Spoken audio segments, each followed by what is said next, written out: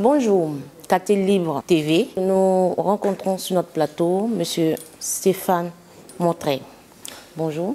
Bonjour, c'est Abel. Pouvez-vous vous présenter en quelques mots? Donc, je travaille au PLI, Plan local pour l'insertion et l'emploi du Pays de Brest. Donc, je suis en charge de l'ingénierie de projet et donc de tout ce qui est en lien avec l'animation économique et les projets développés par le PLI. En décembre dernier, vous avez organisé le forum Talents de nos quartiers. Pouvez-vous nous en parler, s'il vous plaît? Le PLI a organisé cet événement pour Brest Métropole dans le cadre de la politique de la ville et l'État. Donc il s'agissait lors de cet événement de réunir l'ensemble des partenaires de l'emploi, de l'insertion et de la formation pour permettre aux habitants des quartiers donc, de découvrir les actions qui leur étaient proposées sur le territoire.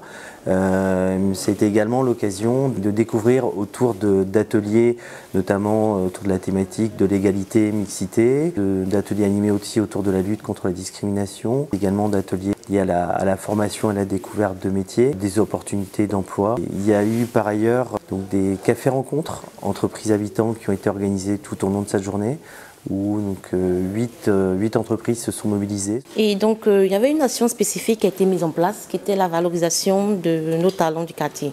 Donc, elle consistait à quoi, en fait, de façon implicite?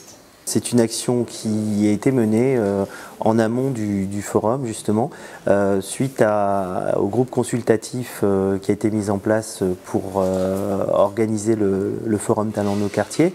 Nous avons eu une demande des acteurs de faire vivre ce forum tout au long de l'année, qu'on puisse également mettre en lumière les talents, les potentialités des habitants des quartiers.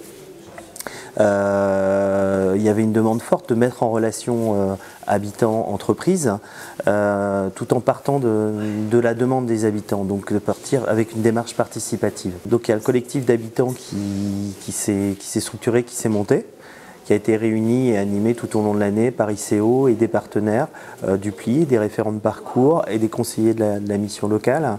À partir de ce collectif, on a construit des demandes qui ont abouti à des temps forts pour répondre à leurs besoins,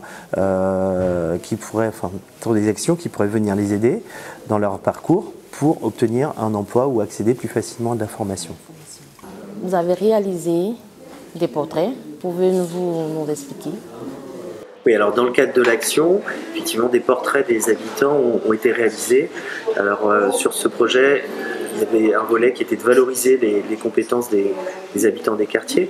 Donc tout au long de l'année, il y a un photographe qui est venu au centre social de Kerlern, qui a réalisé des portraits des gens du collectif. Et associé à ce travail-là, on a l'espace lecture-écriture qui accompagnait les habitants pour pouvoir valoriser leurs compétences, pouvoir les accompagner sur une démarche d'écriture, ce qui a donné lieu à la réalisation de portraits et une exposition le jour du forum Talents de nos quartiers à Kerlern.